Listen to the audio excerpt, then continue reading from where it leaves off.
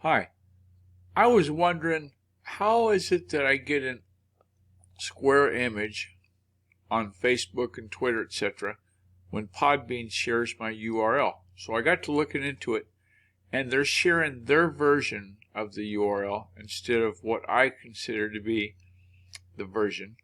So I used the full URL from the Podbean hosted podcast.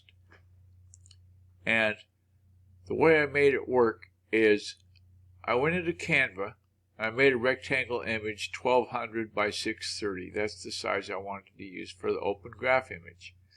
And then I went into the Podbean dashboard, and under settings, under plugins, there's a plugin that's called SEO meta tags, and I added that to the mix, and then I was able to edit the content that's in the meta tags that are applied to that URL.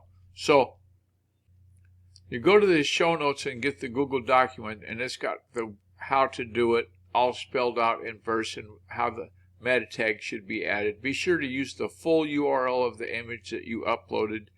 And on that note, I uploaded the image into my WordPress powered site so that I could get a full URL for the image on a secure URL. And that way I was happy with how I put it into the meta tag on Podbean. So then when the page loads up on Facebook or on Twitter, they go in and they crawl and they see the meta tag for the image. They go, oh, that's the image you want to have. And so the one that you see in the image now, the Guy R. Cook report, that's the brand that I'm using for the open graph image. And also, you can go onto YouTube and follow through this and see the notes there too. So give that a go, won't you? If you're hosting your podcast on Podbean, which you really should, it's a good outfit.